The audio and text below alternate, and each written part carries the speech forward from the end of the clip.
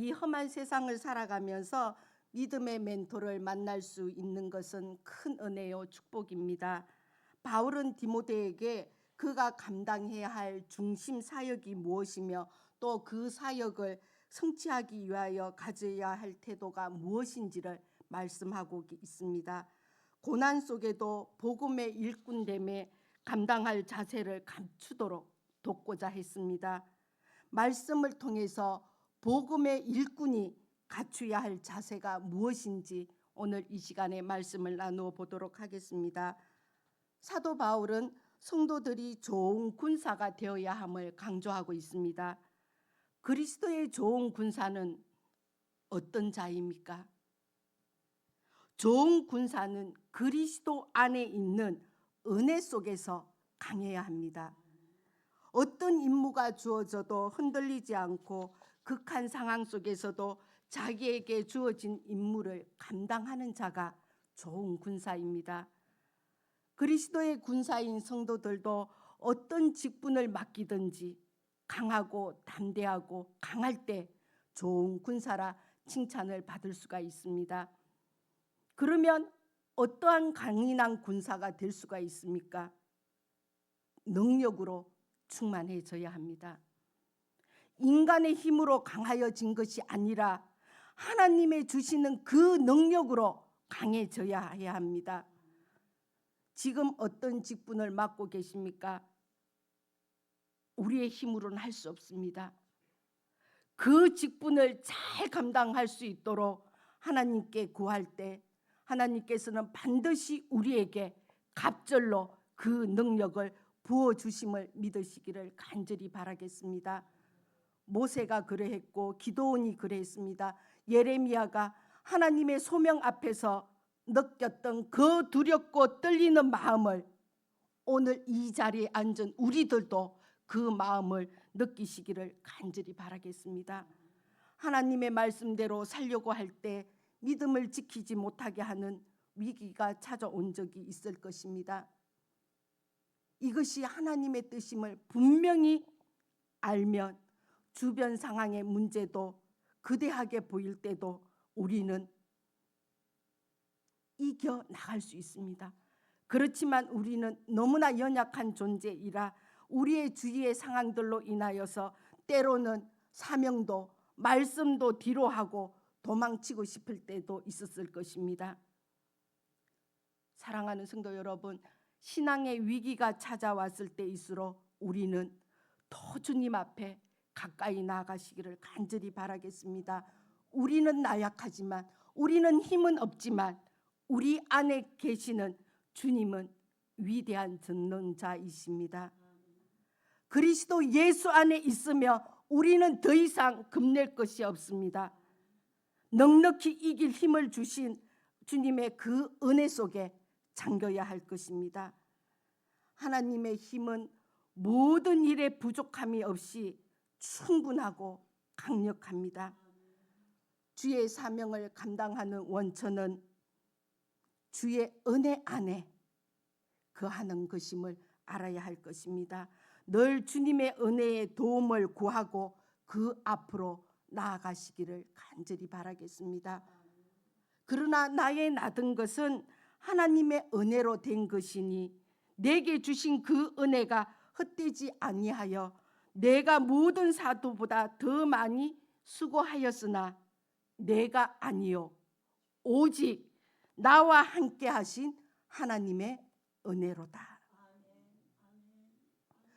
복음의 증인되는 사람은 충성된 사람이라고 말씀하고 계십니다.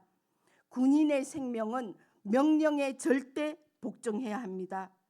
예수 그리스도의 군사들도 마찬가지입니다. 신앙생활에는 하나님의 명령에 복종해야 하고 주어진 임무에 충성하는 일만이 필요한 것입니다. 교회에서 주의 일을 해나가다 보며 똑똑하고 유능한 것만 가지고는 우리는 주의 일을 할 수가 없습니다. 예수 그리스도의 군사에게 가장 필요한 것은 충성입니다. 모세나 예레미야나 하나님의 부르심을 받을 때는 나는 말을 잘 못합니다 하고 말을 했습니다. 그러나 그들이 얼마나 하나님의 그 사명을 잘 감당했는 것을 우리는 볼 수가 있습니다. 예수님의 12 제자들도 마찬가지입니다. 그들은 갈릴리의 무식한 어부였지만 그들이 얼마나 복음 전파의 사역에 힘쓴 것을 우리는 볼 수가 있습니다. 복음 전파자의 조건은 높은 학력이나 우수한 말, 뛰어난 지식이 아닙니다. 오직 충성입니다. 충성됨입니다. 하나님께서 지혜도 주시고 그들에게 그 말을 할 수 있는 은혜도 능력도 주신다라는 것입니다. 그래서 바울은 맡은 자에게 구할 것은 충성이라고 말하였습니다. 하나님은 우리 모두를 복음 전도자로 부르셨습니다. 이미 우리는 복음 전파자입니다. 하나님 앞에 또 사람 앞에서 진실하고 신실한 모습을 갖추는 것은 우리가 해야 할 가장 기본 자세입니다. 그렇다면 이제 돌아보시기를 바랍니다. 나에게 바울과 같은 충성됨이 있습니까? 복음 전파를 위해 몸과 마음을 다하고 있습니까?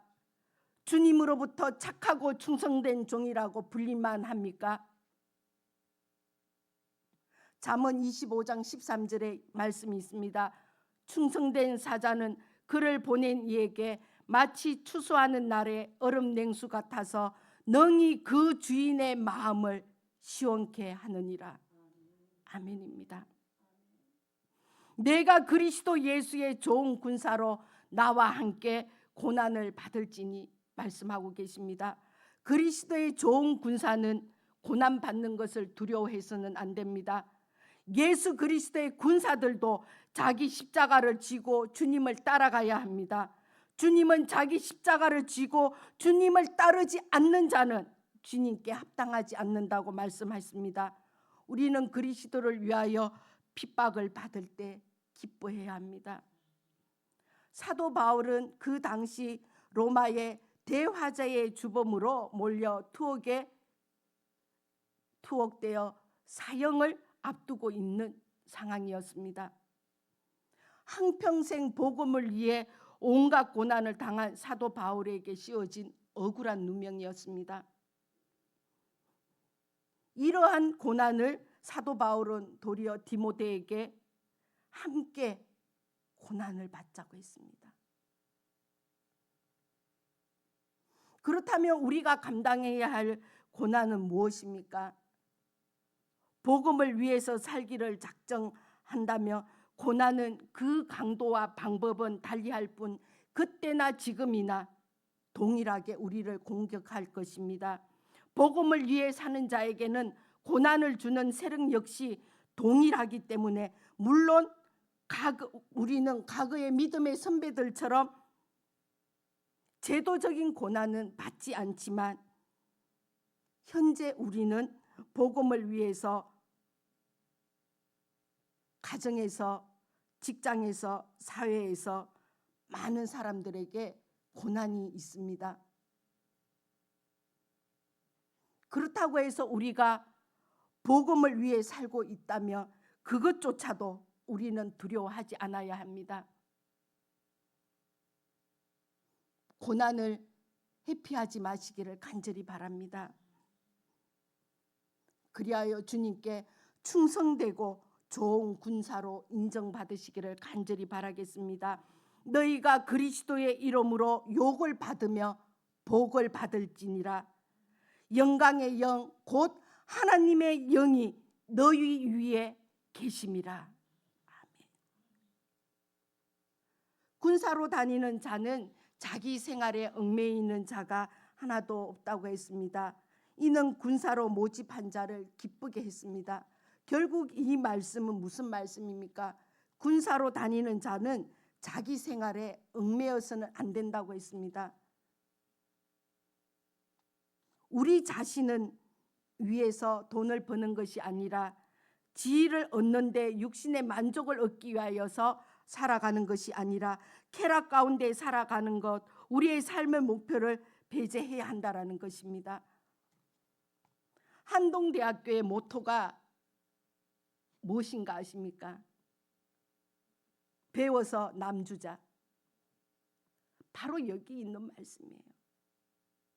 우리는 자기 생활에, 자기 만족에, 자기 육신의 만족을 위해서 살아가는 것이 아니라 하나님 나라의 영광을 위해서 살아가는 이 삶이 되어야 된다는 것입니다. 이 자리에 앉은 우리 사랑하는 성도 여러분들은 자녀들에게 무엇을 가르치고 있습니까? 무엇을 위해서? 과연 내 자녀들에게 너희들은 공부를 잘해서 좋은 직장을 가서 남을 위해서 하라고 하시는 부모님들이 과연 몇 분이나 계실까요? 하나님께서는 너희가 먹든지 마시든지 무엇을 하든지 다 하나님의 영광을 위하여 하라고 말씀하셨습니다. 그리스도의 군사들도 우선순위는 먼저 그의 나라와 그의 의를 구하는 것입니다.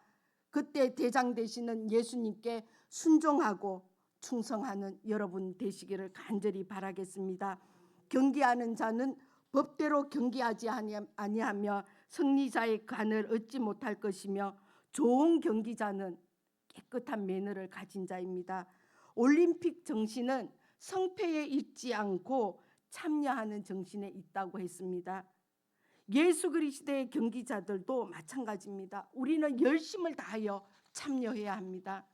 모이기를 패하는 어떤 사람들의 습관과 같이 하지 말고 그나여 그날이 가까울수록 더욱 그리하자. 모이기를 힘써라 말씀입니다.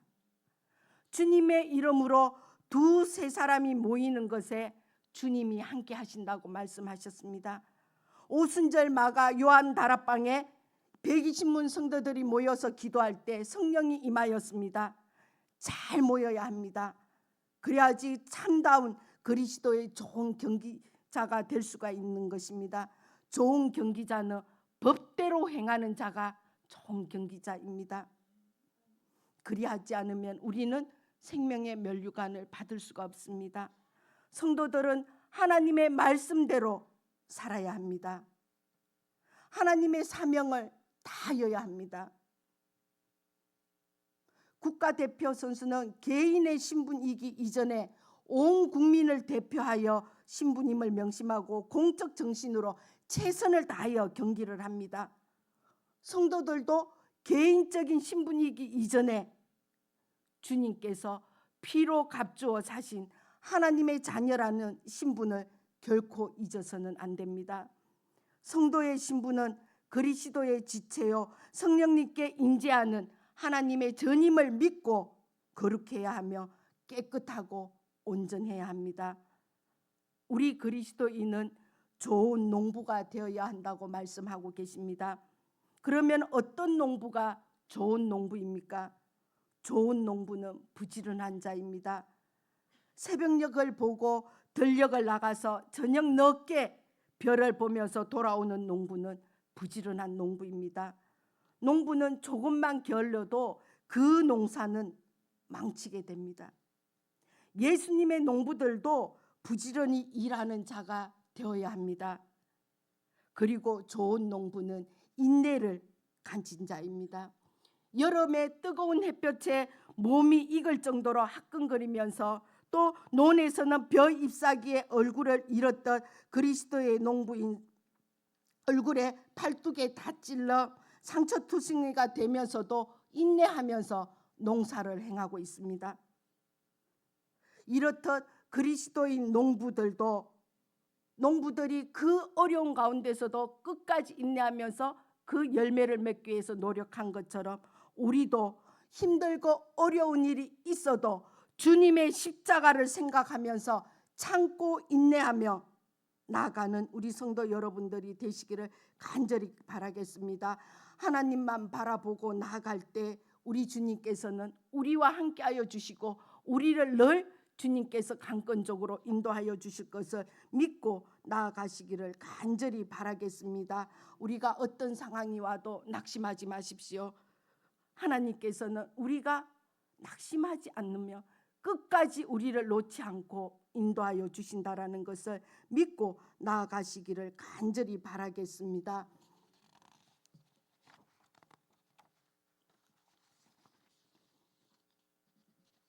그렇다면 우리는 이 말씀을 대할 때 어떤 마음으로 대하고 있습니까? 사도 바울은 그 어두운 감옥에서 정말 절절하게 말씀을 써내려갔던 것을 보여주고 있습니다. 우리는 이 말씀을 대할 때 어떤 마음으로 행하고 있습니까? 복음을 받으라는 근면에 자기 생활에 얽매이지는 말라는 근유에 법대로 경기하라는 말씀에 수고하라는 말씀에 아멘할 수 있습니까? 성도 여러분, 우리에게는 지금 아주 긴박한 하나님의 부르심이 있습니다. 복음을 위해서 군사로, 경기자로, 그리고 농부로 살라는 부르심입니다. 이 부름에 저와 여러분 모두가 믿음으로 화답하여 그리스도의 역사를 이루는 특권과 은총을 누리는 한 날이 되시기를 간절히 바라겠습니다. 기도하겠습니다. 거룩하신 하나님 아버지,